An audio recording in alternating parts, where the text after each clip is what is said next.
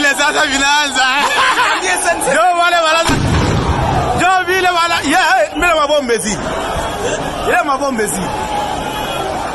Ndio vile vinaanza sasa. Ndio vile vinaanza sasa. Mama.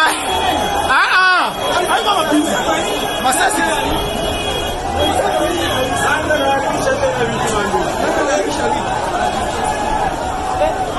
Ndio hivi sasa watu wanaanza ndio kimbia sasa.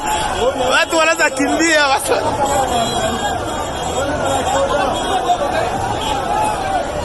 Basoda hapo wanakimbia.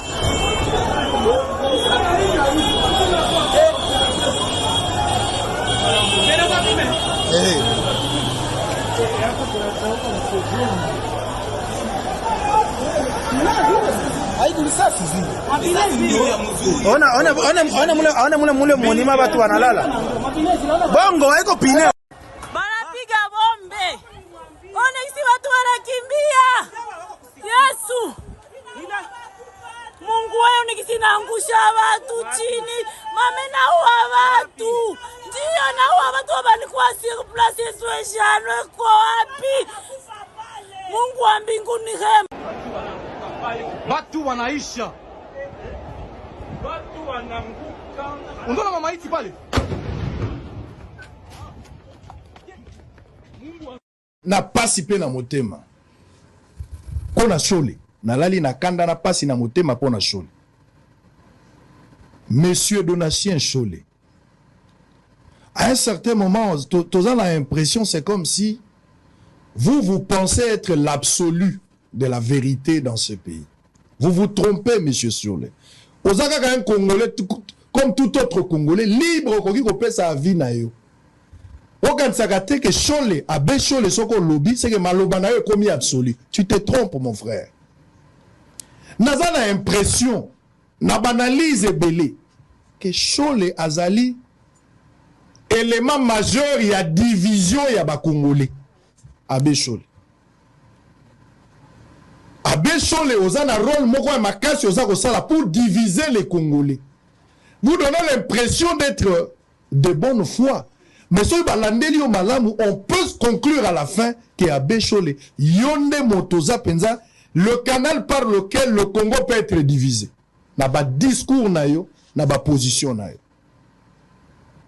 Toza la Kinshasa. Si vous avez la Kinshasa, ça c'est ton problème. Si vous avez la Kinshasa, tant mieux. Motabotami na Kinshasa, Motabotami na Congo central, Motabotami na Goma, la Sud Kivu. Mais si nous sommes la même pied d'égalité, tous les Congolais. En vertu de quel principe? Il y a quoi qui que bazo bon baswahili. To bazo landela baswahili bazo ko attaquer ban. C'est clair. Na Goma bazo bon mabatu. Oyebi peta o mboka ezali kolekisa. Olingyo koti sa venait à division. Pour que guerre civile banda entre la population. Voilà. Non, banda ko s'entre-déchirer entre bango. Ça, c'est le travail que le diable fait à Malibu. Au côté ici, venez au Batami, au Tali Batouné, Bazar au Boum. Nyoka. Au komi pe Mukanda. Au lobi pe que Bazo attaquer Baswahili. Bazo attaquer Baswahili wapi. Bazo attaquer Bango wapi. Au kope sa biso adresse, biso ba Congolais, Bazo attaquer Baswahili. Arrêtez avec ces discours. Il y a qu'on divise Batou. Nous avons déjà compris. Naba église normale, ngai, naba église normale. Sur les aguilles lokola ngai. Pasteur et église na yo, ngai na excommunié yo. Ça je vous dis. Vous voulez diviser les gens. Moutoumoko bimisi discours là où il y a division. Kaka Cholet nde ko bimisa discours il y a division. Il faut surveiller Cholet, il faut surveiller le mouvement. Les propos de Cholet, il faut le surveiller. Ce n'est pas responsable de tes propos. Je qualifie ça de l'irresponsabilité. Et vous êtes un vecteur. Vous êtes le canal par lequel le diable cherche à diviser le Congo. Abbé Cholet. Et c'est regrettable. C'est regrettable. Un homme de Dieu ne peut pas se comporter comme ça. Au ça l'assemblée, c'est comme si on s'anguissa ba Congolais, mais yon dozo diviser ba Congolais. À travers un communiqué, ozo be alikama baswahili ba wapi. Ba Congolais ba balani na baswahili, baswahili ba balani na ba Congo, ba Congo ba balani na baluba, baluba ba balani na baswahili. Un peuple uni, indivisible. Tata be moko, mama be moko, ba besani ko va na place moko. Nous avons des amis. Bato ba sala na musala nyoso na bosolo. Est-ce que baza baluba? To baza bangala, to baza baswahili. tovandi place moko parce que dénominateur commun eza Congo. Voilà, bonjour, bonsoir, abonnés à CHD TV News. Merci beaucoup de la confiance et fidélité pour ça, vous continuez toujours à s'abonner, à liker, à commenter. N'oubliez pas de partager. C'est bien votre humble servante Natacha Boto, la perle Lara, mon ami. En tout cas, merci beaucoup d'abonner, de vous toujours à s'abonner. Merci beaucoup de j'aime Nabino et puis merci beaucoup naba commentaire nabino naba j'aime Nabino ba commentaire Nabino et ça façon au bozo participer na biso na émission Nabino basango ya mboka. Alors basango ya mboka to le loto solo la affaire ya Rwanda parce qu'ils en a d'autres personnes peut-être bazo kanisa ke Rwanda balali pongi Rwanda batena se Rwanda bazota la biso te or que tout so bosana ke Rwanda balali pongi te baso continuer toujours pour créer ba cabale. Souci na bango bazana posa ba déstabiliser mboka na biso Congo RDC o eza souci na bango bazana posa ba kwesa mboka na biso. Alors Congo eza mboka na Kembo na ba kabal tout ba ko sala e ko simba soko moketi. Alors ba politicien ba pasteur ba journaliste ba musicien ba étudiant ou ba étudiante ba commerçante biso tout la pongité biso tout telema tous ala toujours na sima ya chef de l'état to bundela mboka na biso parce que mboka oyo ezaka rapport na chef de l'état muna mama nati abetaka sete makasi mboka oyo eza ngai na yo même ba congolais oyo baza na pays étranger ozomona problème oyo komela biso na mboka Congo RDC et puis ça bango passe basala ba marche c'est-à-dire baza toujours na souci ya mboka na biso. Nous voulons la paix toza na posa ya kimia. Alors Rwanda na ba kabal ba ko créer barolonga te yango na beti sete makasi Rwanda balali pongi te ndenge bango ba kolala pongi te biso pe jamais to kolala pongi ta mukolo moko te. Alors tous ensemble toujours na papa sango oyo azo telema oyo azo loba matin midi soir oyo azo lala pongi te parce que aza mwana ya mboka aza congolais azo continuer toujours koloba kobimisa maloba kotambwisa message. Alors message na eza pona ko choquer te message na eza pona ko lezete message na eza pona ko lamusa conscience ya peuple congolais tous ensemble na ye azo lo daka faire ya Luanda asaka ko interpeller toujours conscience ya moko na moko.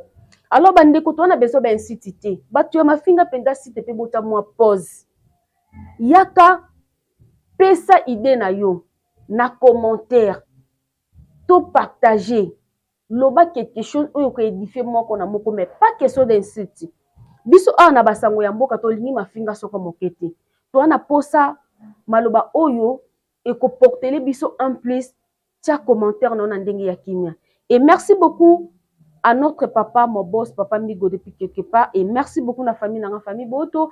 Merci beaucoup à Baitou Baningara Natacha Boto. Et merci beaucoup à Nding Boza ko s'abonner. En tout cas, la famille Nabara Boza famille Nangai. Et ça langa bien Nding Boza ko s'abonner chaque jour. Bo lemba biso te biso pe to ko lemba rabino ata mukolo mote parce que biso a ma fingi les cartes. Tu vois ka toujours topesa bino message ya makambo oyo koleka na Congo mboka na biso Congo RDC. En tout cas, bolanda papa sango na ndenge ya betisete na ndenge interpeller conscience ya moko na moko comme ça tokozonga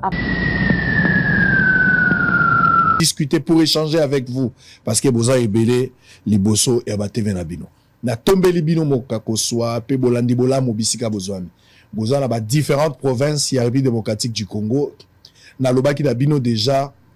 La liberté ne se donne pas, elle s'arrache. Et sengeli bo bunde la mboka la bino. Et sengeli to bunda pona mboka la biso. Tozana likambo ya mabele. Tozana likambo ya régime te. Tozana likambo ya ba personnalité politique te. Tozana likambo ya ba leader politique te. C'est un problème ya patrie. Problème ya patrie ezo concerné yo ezo concerné ngai. Na lobaki déjà lorsque le pays est menacé, lorsque le pays est en guerre, on ne sauve pas un régime, on sauve plutôt la patrie. Parce que patrie ne kotika la régime et les kaka, mais patrie ne tika la. Et sengeli ba Congolais, bobi mananzoto ya kokumisaka batu. Bobi mananzoto ya kolobaka lokola ba mouton o bazolandaka mettre ceux qui mettre à l'obate. Il faut sortir de cette histoire là. Vous devez être en mesure de regarder les choses et dire la vérité. Quand ça marche et quand ça ne marche pas. Bato baza ko kufa mikolo nyonso lelo na kotia ba image ya bato ndenge baza ko kufa na Goma na Bukavu et la responsabilité totale ya bato bazo kufa eza na nanga nde responsable numéro 1 Na yebisaki bino même soki dans forme nyonso tolobi to solo la lelo. Est-ce que nanga ko sekuisa bato ba bomi déjà na Goma na Bukavu? Est-ce que bananga ba ko ressusciter bato wana? Bato wana ba ko zonga na bomo ito ba ko kufa libela. Mikolo nyonso baza ko bomba bato, bazo bomba ba avocat, ba komi na ba taxe ciblé, bazo landa ba homme politique. Ils suivent des leaders. Boyoka ki ba bomba ki musicien o yazala ki engagé, ba betaki. Mikolo nyonso baza ko bomba bato.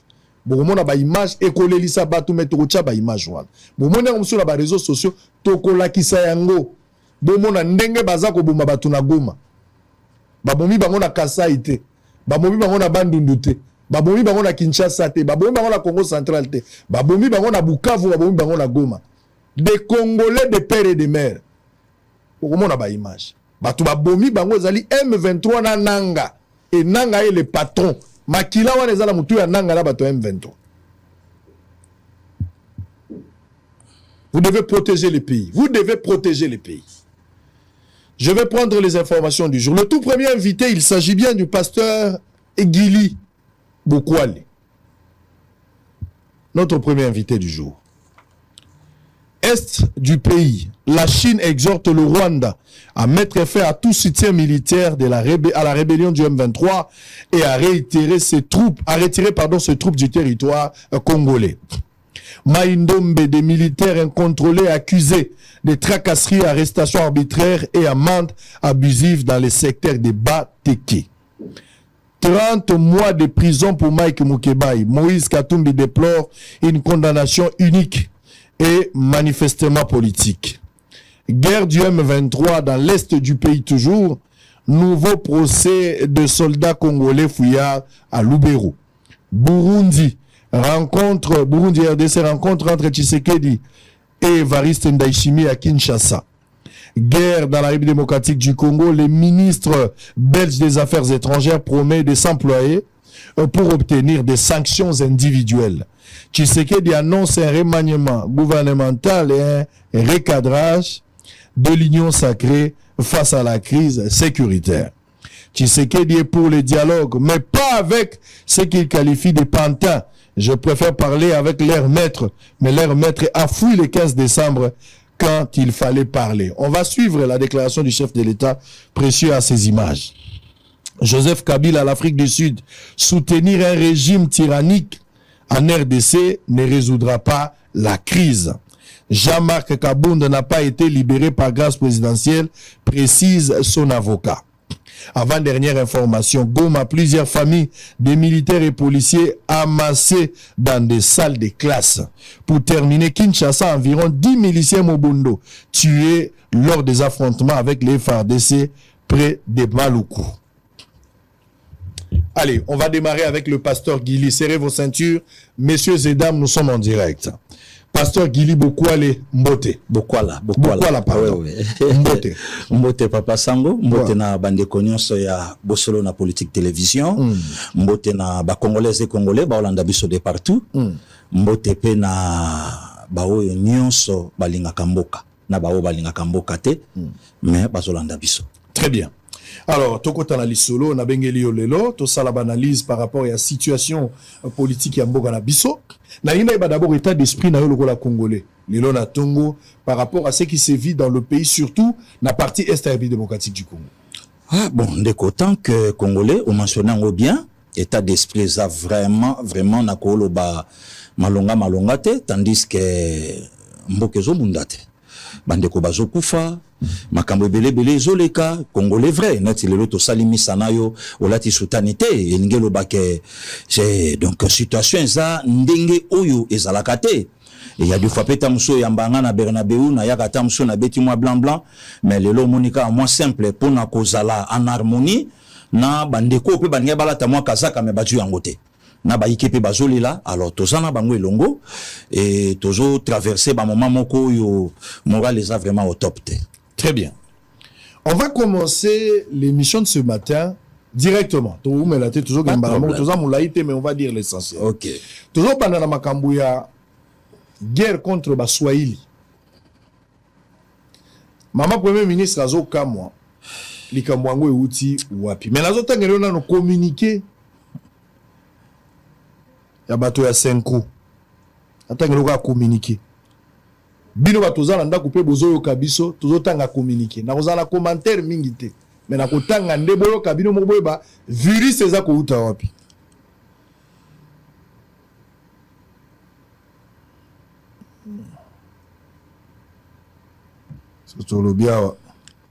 Ok. On va lire le communiqué à 5 ans. Je pense que Précieux a associé ces communiqués. S'il n'en a pas, c'est déjà envoyé. On va récupérer ces communiqués. Pasteur Guilio Yokayan. Dénonciation de la conférence épiscopale nationale du Congo 5 face à la stigmatisation des swahiliphones. Alors que nos frères et sœurs qui vivent dans la partie est de notre pays, République démocratique du Congo, notamment celles des provinces du Nord Kivu et Sud Kivu, sont sinistrés par les affres de la guerre. Nous assistons ces derniers jours à un regain de violence basé sur l'expression linguistique dans d'autres parties du pays. Ils n'ont pas cité d'autres parties du pays. Il est plus que malheureux de voir certains Congolais stigmatiser d'autres compatriotes parce qu'ils parlent le Swahili. Pourtant, l'une de nos 4 langues nationales aux côtés des innombrables langues locales. Les archevêques et évêques membres de la conférence épiscopale nationale 5O dénoncent et condamnent sévèrement la chasse faite aux swahiliphones dans la ville-province de Kinshasa et dans certaines zones de notre pays.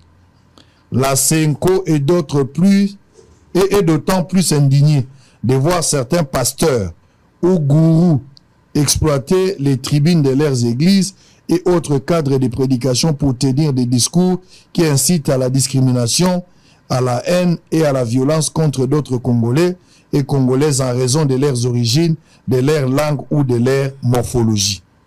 À considérer la cohésion nationale qui a toujours caractérisé les peuples congolais, ici de rappeler ce que nous avons vécu il y a quelques années, où un originaire du Congo central a été massivement élu gouverneur et député national de Goma. Il en est de même de candidats présidents de la République ressortissants de l'Ouest ou de l'Est qui ont été véritablement élus de part et d'autre. Aujourd'hui, malheureusement, nous connaissons une régression qui ne peut pas nous interpeller. Les évêques tirent ainsi sonnette d'alarme sur cette ségrégation qui risque d'embraser les conflits intercommunautaires et d'enfoncer davantage notre pays dans les violences. Ils en appellent à la maturité de toutes les communautés qui forment la nation congolaise à ne pas se laisser induire en erreur par ceux qui prêchent la division et à la chasse aux swahiliphones, aux originaires et l'Est ou aux étrangers comme l'expression du patriotisme et voie de la paix pour notre pays. Ils invitent par ailleurs à la compassion et à la solidarité envers ses frères et sœurs qui se trouvent forcés par la guerre et l'insécurité de quitter leur pays, leur maison et à leur offrir l'hospitalité dans nos familles et dans nos lieux sécurisés. Ils recommandent ainsi au gouvernement à prendre ses responsabilités pour assurer la protection à toutes les couches de la population congolaise, à garantir la cohésion nationale et le bien vivre ensemble de toutes les races et ethnies à la République démocratique du Congo. Pour terminer, que par l'intercession de la Vierge Marie, Notre-Dame du Congo, le Seigneur nous donne de vivre dans l'unité de paix. Moutasigné Ango Komonae, Monsieur Cholé Donatien, Monsieur Cholé Donatien, secrétaire général la CENCO. Il m'a signé Ango le 20 février 2025. Nous sommes en direct, messieurs et dames. Les propos tenus n'engagent que son notaire. Nous sommes en direct, on va faire le travail. Pasteur Gili Oyoki Cholé. Basango bazwaki bango moko initiative. Mutatindi bango azate. Babimiawa bakuta na mokonzi ya mboka, basengi audience chef de l'état ya mbibango. Babimiawa na arrogance nyonso te tokokuta na nanga tokosolola na ye. Bake bakutani na M23, bakutani na AFC. Nous étions tous surpris, tomoni bango bakutani na Kagame à Kampala. Na Kigali. Na Kigali. Bakutani na Museveni, bake na Bruxelles, bake okutana na bao ya Bruxelles. balongo wana babi bakutanaki mpe na Kabila mais à travers représentant na ye. Pendant que tozela ba résolution ya kotambola na bango Abbé Cholé donatien na bato na ye eloko ya liboso asali nano interview na France 24. Donc compte rendu na ye eza na Kisasa te masali yango na France 24. Et deuxième sortie na ye ezali lettre oyo awuti kokomawa oyo aza kolobaki awa na Kinshasa baza ko attaquer baswahili. Nalingi o analyser biyoko mibale. Démarche ya Cholé na bato na ye eza démarche moko suicidaire, démarche moko téléguidée ou par procuration d'un groupe d'individus ennemis du pays, ou bien ezali eloko moko ezali fondé ou eza na sens patriotique et koki ko apporter la paix. Voilà liboso. Yami balé likambo ko attaquer ba Swahili. Oh ya lobi na kati ya Kisasa. Premier ministre a répondu to kolobra onsima mais malobeze pas na. Je n'ai jamais été d'accord na likambo yo bande konabiso a Senko basalaka. Obaninga lelo mais chaque fois so na ye na epana yo lingaka tozonga mwa mukesima. Si allez-y. O bande ko bazwa mwa likanisi. Mokonza mboka a lancaka consultation début novembre 2020 et même abiso ti na décembre 2020. Après le 6 décembre mokonza mboka a pesi discours ya kokata coalition FCC cash. Na pesa bande ko mwa likanisi ya malonga. Président de la République ayamba Senko abanda na bango kolongwa kabwani na bango na palais de la nation. Senko se diriger Tsika Kabila alaki biso ba congolais to ebité mais Senko ayeba ki place Kabila sa. Senko aki akutai na Kabila kokota bazokota Kabila alegi na kiti na ye chemise à bleu manche courte pantalon noir à telemi basango babandi ko s'incliner abandi ko pesa bango place à ofanda. Makambo yo bakenda ikoloba kuna tilelo ebimate apocalypse ebimate elobamate. Élection ya dimanche 30 décembre 2018. C'est quoi bandi matata na yango. Il semblerait que mbongo moke utaka libanda et que le kaka na nzela na bango mbongo ango ndenge to yoka masolo. Et Kabwana n'a rien de la paix. C'est pas loin, juste na Wileri. Ndamwa mo Kabwana na Congo central. Mais oyo na o confirmé na plateau ya bosolo na politique 40 000 fonds. Wana na o confirmé. Oyo shola kenda kondimango na chaîne à bapaya. Ndenge papa sangwa lobi toujours na chaîne à bapaya. Pe batu na ye. Yoke ya no na ye ba partenaire na biso. E uta wapi? E ute pa ba partenaire na biso. Et kenda wapi? Réponse te. Ndembala ya liboso, to ebite ya mibale kozala, to yeba ke Monseigneur Chola ke kumaka na lingala donc abege ya kana lopoto Hongrie France 40 000 fonds. Place Uta, place Zongela. Toyena maponomi. C'est quoi confirmer biso qui est présent chez Sekedi Temtalonga Kiango. Là je confirme aussi Monseigneur Ambongo, toujours na chaîne à Bapaya. Atanga même na Kombo, ya moto alonga kama ponomi. Mais secrétaire à Senko, tant batuniye. Alobi na possession na biso toaleka na 40%. Na 40%, c'était Tshisekedi, ndemtalaki en tête. Et tchebiso na kati ya bambrouillement, moi ebele. Embrouillement ebele. Tolali tolamuki lobi awa. C'est quoi bandi makelele? Papa sango za ba vidéo. Mikole komika soko sambi omoni na kendeki te. Tango ekomi boko tsande komitera na yakota. Yemta na téléphone alakisa moi ba image. Monseigneur Donancien à l'école lobi dans la ligne où vont les choses. Président de la République ayo kana nubiso. Ame mama ponomi mbangu te. Na climat o tozanango. De peur qu'un jeune homme courageux. Ndeko journaliste wa yambaka mukolo wana akataka mo maloba na question mais maloba moko bimaka na se wana parce que le décor, le terrain est déjà balisé. Mais malobi katanaka. Décor est déjà planté, il y a coup d'état. Il y aura un jeune homme courageux. Quelque temps après, jeune homme courageux à monana.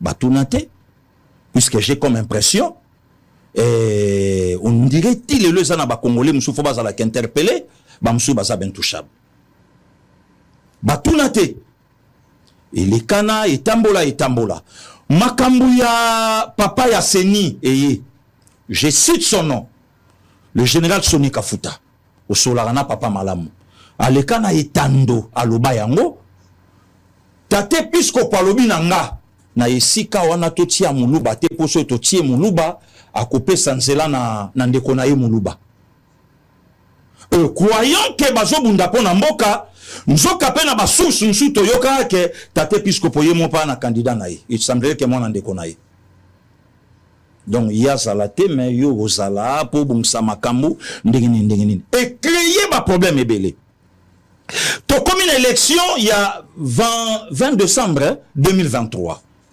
c'est quoi Télémi c'est pour la première fois na pays Afrique ba JGT va contrôler CVT, va la parcours, va les locaux mon côté, mais il faut donner chance na moutonyo chose à la candidat président de la République. Na mouto ya loba ke na botami na tata Mouyouda, bakunda ye na Natania. Natania c'est à 60 km ya je crois à Tel Aviv. Azala candidat na Congo. Bolongola été. Azala et au chamboka na mobulu. Yefo azala. Congo ndimi 26 candidats bacheka bangote bangotu baleka. Kulutu Jean-Pierre Bemba topé sembote place à Zolanda biso. Puisque tout temps na babiloko yo, to anango sur na ba preuve. Alobi Senko azo senga serveur central. Pour ça nango nini bango bato Nzambe. Pour ça nango nini. Kulutu Jean-Pierre Bemba. Lelo tokomi basango batelemi babande likamba dialogue. Tu éviter dialogue pour quel objectif lobby na isika au présent à l'ékaki démocratiquement mokonza moko yambi bango ndenge on introduire ngai abibo sala o bino bomoni ngai te shola bimi a lobby eza initiative ya biso moko présidente bango bayebe sika Kabila za bayebe sika Katumbi za bayebe sika bakoleka o biso ba congolais to yebite mais curieusement Ndena yoki na basource nsusu ba se retrouva na Nairobi. Nairobi afse botami kuna. Nairobi Kabila yambi pe batukuna na Nairobi. Nairobi capitale à Kenya lelo ezana ba poème belé la na berceau et agression à Congo. Berceau et agression ya Congo Nairobi. Balongo wana Kigali. Puisque bakoko côté la Goma te na nzela oyo ngana yo pe to côté laka. Ba côté likuna to moni photo ndenge ba telemeli. Nde ba pesi ordre fongola bakende kutana Mayamba Kagama Mayamba bango avant bakoma Goma bien des photos après voilà. Ils ont été reçus avant bakoma Goma c'est pas kutana avant puisque ordre ya kolongwa Kigali et kozwa biso ba 4 heures de route sur na sanité Kigali Kigoma kozwa biso ba 2 heures 3 heures mais ordre pesa maki ya kolongola barrière nyonso ba jipo ezoko mawana ba 3 heures tellement important pour na biso ba nanzela botika bango nde bake Tolali tolamuki ba publier communiqué au papa sango to sa l'émission na Kinshasa. Ngana opeto abakinwa. To yebite Kinshasa ça na 2 gouverneurs, titulaires na adjoint. Kinshasa na 24 bourgmestres. Kinshasa na 24 communes. Donc net na commune na ngiri na yebi makambo angote. Puisque famille ezati lelo kuna na yebi makambo angote.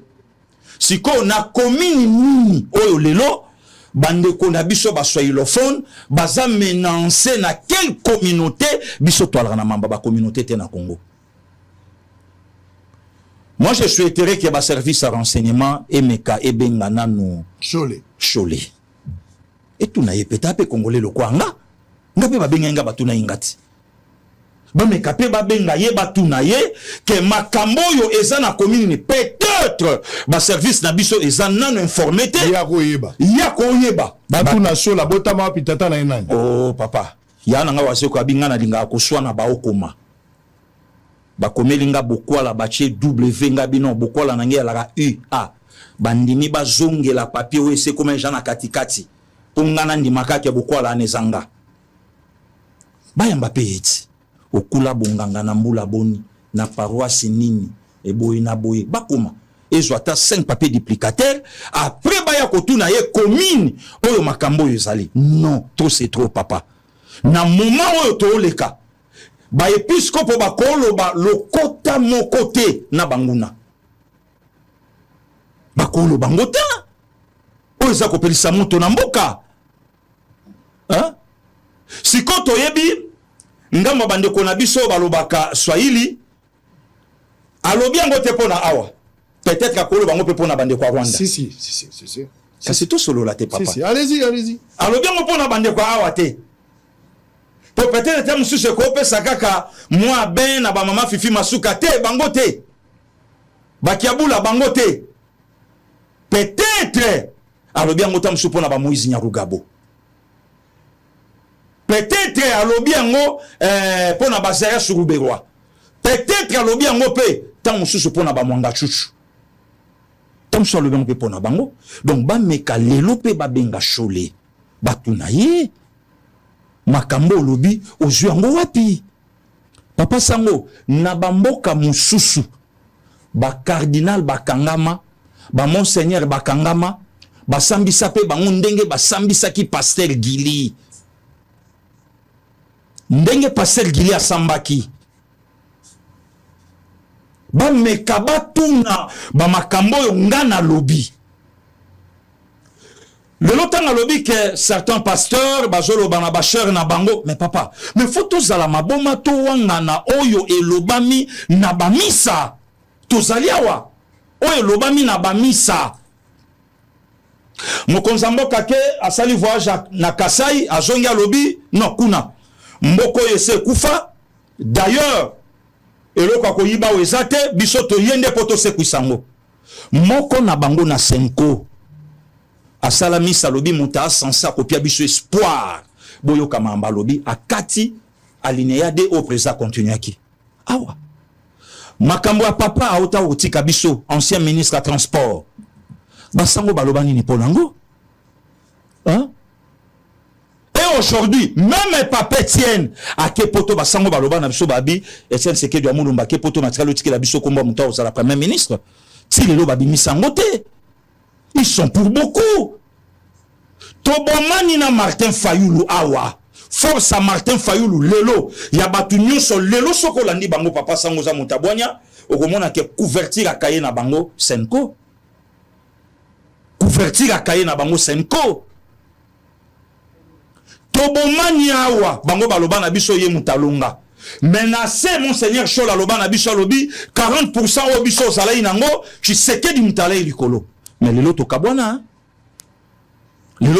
donc oyo kaka na koloba na linéa 1 ke mboka pe ebengana no Chole yaka batu na no Chole o l'équipe pasteur Gili na kikongolais te yo za mutu ya bankutu ba mai ndombe awa pasteur Gili aza congolais bokila lokonde fapekato bato sokola bato somania binomba lebo andenge moko yakana mulimbolela biso to mekato eba peut-être na nzela na bino tokoki pe tozwa ba élément mususu mais tant va parler pour na Vierge Marie mobotu ya Nzambe asambela pona biso na paroisse moko wana Kinshasa na 13e rue Saint-Dominique babamba mama Santo Maria na mabeleti lelo baningana nde bato bakomi malamu na bango Rosi Chimanga Mukendi muninga na biso ndeko na biso yebi atika biso pa bambaka nani libanga aye kaka kanga porte église te to ye wana na ambassade ya Vatican lelo na lobela makambo wana babeta yango te donc loko kaka lelo nga pasteur Gili pona Chole la ko senga babenga payer aya nga oyo nga na lobi likambo ya jeune homme courageux likambo ya tangi et permettre le kole bandi na Kinshasa to yeba yango bandi na commune nini pe batungisaki nani na lopango nini na quartier nini na balabala nini puis to leki na biso. Très bien, on va prendre deuxième partie avant de suivre la première la première ministre Bandeko Nangai naza koloba yango na lali na kanda na pasi pe na motema pona Chole na lali na kanda na pasi na motema pona Chole. Monsieur Donatien Chole, à un certain moment toza la impression c'est comme si vous pensez être l'absolu de la vérité dans ce pays. Vous vous trompez, monsieur Chole. Ozaka un Congolais comme tout autre Congolais libre koki kopesa vie na yo. okanisaka te que Chole abe Chole soko lobby c'est que maloba na yo komi absolu. Tu te trompes mon frère. Naza na impression na banalise belé que Chole azali élément majeur ya division ya ba Congolais. Abe Chole. Abe Chole oza na rôle moko ya makasi oza kosala pour diviser les Congolais. Vous donnez l'impression d'être de bonne foi. Mais si balandeli au malamu, on peut conclure à la fin que Abe Chole yonde motoza penza le canal par lequel le Congo peut être divisé. Na ba discours na yo, na ba position na yo. Toza la Kinshasa. Soki obotamaki na Kinshasa te, ça c'est ton problème. Soko zaki na Kinshasa, tant mieux. Moto abotami na Kinshasa na moto abotami na Congo central, moto abotami na Goma na Sud Kivu. Biso nyonso toza la même pied d'égalité, toza ba Congolais. En vertu de quel principe? Yo akoyebisa biso ke bazoboma baswahili awo. To bazolandela baswahili bazo ko attaquer bango. C'est clair. Na Goma bazoboma batu. Oyebi peta o mboka ezali kolekisa. Olingi okotisa vene ya division pour que guerre civile banda entre la population. Voilà. Na banda ko s'entre-déchirer entre bango. Ça c'est le travail que le diable fait à Malibou. Au côté ici venez au batami au tali batune bazar au boum. Nyoka. Au komi pe mukanda. Au lobi pe que bazo attaquer baswahili wapi. Bazo attaquer bango wapi. Au kopé sa biso adresse biso ba congolais bazo attaquer baswahili. Arrêtez avec ces discours. Il y a qu'on diviser Batou. Nous avons déjà compris. Na ba église normale ngai na ba église normale. So ezaki lokola ngai. Pasteur et église na yo, na ngai na excommunié yo. Ça je vous dis. Vous voulez diviser les gens. Mutu moko bimisi discours là où il y a division te. Kaka Chole nde ko bimisa discours il y a division. Il faut surveiller Chole, il faut surveiller les mouvements. Les propos de Chole, il faut le surveiller. Ce n'est pas responsable de tes propos. Je qualifie ça de l'irresponsabilité. Et vous êtes un vecteur. Vous êtes le canal par lequel le diable cherche à diviser le Congo. Abe Chole. Et c'est regrettable. C'est regrettable. Un homme de Dieu ne peut pas se comporter comme ça. Ozo ça l'assemblée, c'est comme si ozo sangisa ba Congolais, mais yondo ozo diviser ba Congolais à travers un communiqué. Ozo be alikama baswahili baswahili ba wimba ko wapi. Ba Congolais ba balani na baswahili, baswahili ba balani na ba Congo ba balani na baluba, baluba ba balani na baswahili. Un peuple uni, indivisible. Tata be moko, mama be moko, ba besani ko va na place moko. Nous avons des amis. Bato basala na musala yo sala bosolo. Est-ce que baza baluba? To baza bangala, to baza baswahili. To vandi place moko parce que dénominateur commun za Congo. Mais ko koti sali nyunyu kuna yo. O bandi ko koti sa vene muke. Mais la ligne na que vous avez échoué. Cette mission ya ko diviser ba Congolais, monsieur Chole et kolekate. Et kolekate mon frère, je suis totalement déçu et kolekate. Si autant là qui aujourd'hui avion awa, on se retrouvait à Goma, on se retrouvait pas à Museveni, ok pas Kagame, autant partout. Conclusion yo moni parmi ba conclusion là. Et là vous t'a communiquer à diviser ba Congolais. Tout est communication. Voilà. On peut lire entre les lignes et comprendre l'esprit qui t'anime derrière ce, qui anime ce communiqué. Le communiqué là, vous appelez les gens à être divisés. Osons voiler un la bolingo, mais vous êtes en train de diviser les gens. Il faut surveiller la Chole. N'a pas dire naïe. Et ne donnez pas du crédit quand Chole parle. Na complété umuke papa sango bandeko ba Holanda biso. Chole na bandeko ne ba komi Goma. Curieusement pour le problème il y a Congo où ils a patrie tor na biso, nation mabele na biso. Tala image ya tant Chole bakende okuta na président. Tala ilungi na bango nyonso ya laki na sengote. Oya kangio ya BBC. Mais tala tango bateli nanga. Ozomona kitoko ya basango ebimi. Bazo seka. Na elengi nyonso. Jusqu'à ce que ndeko oyo yozo tangela biso kombo to lobela awa. Abengi nanga, moyena benga nanga ndeko ezate, abengi une personnalité importante. Bavandi mesa moko na bandeko yo babomeli biso bandeko. Moyena tanga nombre ezate puisque nazana ngo malonga te na mutu. Et kotala ndeko lelo, tanga lobia kima na likambo ya baswahilophone, et bazo menacer bango na Kinshasa, mais atikala jamais ko condamné oyo nanga sali lelo na esika nanga bandela na place nanga komi. Tozonga deuxième version. Zelanga wala tozonga. Précieux, tikato la ki sa show les places bazo boma ba congolais. Bazo boma ba congolais, bazo boma ba swahili, mutao boma bango nanga. Et je suis incapable de les dire. Voilà. Montrez-moi les images. Montrez-moi les images. Naloba qui est dur, mais ne nous en tenez pas. Oh, quoi, kota la té. Monsieur Chole, là où on tue des Congolais, M23, nananga bazo bomba ba Congolais. Les soilophones. Congolais na ba soilophones. Vous n'avez pas le courage de le condamner. Oh, na Kinshasa batumbi mutute, babomi mutute. Monsieur Chole, tu as menti. Tu as menti. Si vous aurez le courage, venez à Bossolo. Je vous invite ici. Je vous poserai des questions. Mais je vous dis que vous avez tapé à côté. Mission na yo ko diviser ba Congo, ba Congolais et ko simbate, ba Congolais baza unis indivisible. Toza la guerre ethnique awate. Ba to baza kimia. Tondimi ko fanda na banyamulenge. Ba bengi ba komande ko na biso. Na gouvernement actuel ba tie même na ba banani baza na kati. Banyamulenge na kati ya gouvernement. Yo ko ba ke ba to baza ko to kabonela wapi. Tozala ba Swahili, tozala ba Luba, tozala ba Congo, tozala ba Lonzo. 450 tribus aux hommes à Mouké. Chole veut diviser le Congolais. Il faut surveiller Chole. Il veut diviser le Congolais. Regardez les images. Fais-moi voir les images. Ça fera mal. Mais supportez-moi. Je voudrais que bon mona. Bato ba bomba ngwapi. Tchason bato ba yoka. Yesu Kristo abatu bapata atutrati Mungu baba pardoni ona batu Mungu Yesu Kristo abatu bapata atutrati Mungu baba pardoni Botinde la show les images. Boye bisaye a condamné nanga na M23 ndé babomi bandeko na biso ba Congolais ba Swahili.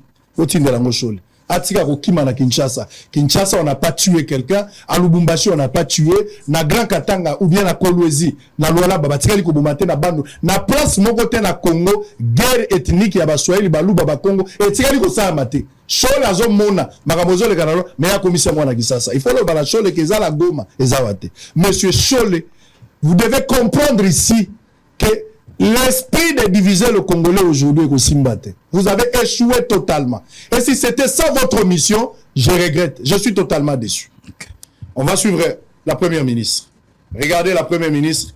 On se retrouve après. On va continuer avec le pasteur Guili. À tout à l'heure. Le loba nabino que cause à la moussoine il comme un problème na RDC likamon bimeli wapi. Et bimeli wapi. Baswali bazali. Baza ebele, bazo vivre normalement, même na Kinshasa. Sikoyo, eloko nde to boyi. Eza batu oyo bazo manipuler population pour justement aller faire ces exactions-là. Et c'est pour ça qu'il faut être très attentif et très prudent. Même vous qui êtes à l'extérieur. En fonction de comportement la bino batumsusu ba pour récupérer baloba botali bomoni. Voilà bolandi papa sango ndenge vraiment abeti c'était makasi a interpellé conscience ya moko na moko. Alors yo pe pour interpeller conscience ya moko na moko ezakaka commentaire na bino.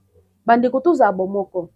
To simbana parce que soki to simbanité to rolonga bitumba ote. Rwanda kola muka azo créer kaka makambo. Biso tout to za la ka bomoko. Trahison eza malamu te. Trahison eza bien te. To ngate ko pesa moninga accès. To ngate to fongo la porte mungu na kota po ya a détruire mboka na biso. Batu oba kolela. Biso tuto anzoto moko. Nde to wana nzoto oyo. Soki liso ezwi shock nzoto mobimba. Soki litoye ezwi shock nzoto mobimba. Eza ndenge mo Kongo ezali.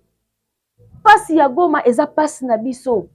Ba mama o bazolela bazo souffrir kuna. Baza bande ko na biso yango bozo mona chef de l'état ko lala te aboyi négociation azana souci ana posa kimi kota na mboka na biso écoute chapeau na ba politicien oyo bazana souci ya mboka ba pasteur oyo bazo tika mboka Congo te toujours bazo sambela toujours ba message qui toka en tout cas coup de chapeau na bino et puis ba journaliste oyo bazo tambusa message na ndenge ya bien je dis très bien na ndenge ya bien na ndenge ya mabete to bundela mboka na biso et kozala très important en tout cas merci beaucoup à notre papa mon boss papa Migo depuis quelque part et merci beaucoup na famille nanga famille Boto, merci beaucoup d'abonner fidèle. Il y a CHD TV News. Botia mon pepe, s'abonner parce que maman n'a tesi azongi émission Basango Yamboka. Voilà. So kolonza mazongi la famille tokoya lisusu na message oyo et ko interpeller moko na moko et ko pesa moko na moko conscience et kozala malamu makasi kimi ya kolonzambe et comptez toujours ko rené na kati Yamboka na biso Congo RDC. Je vous aime bien. Bye bye.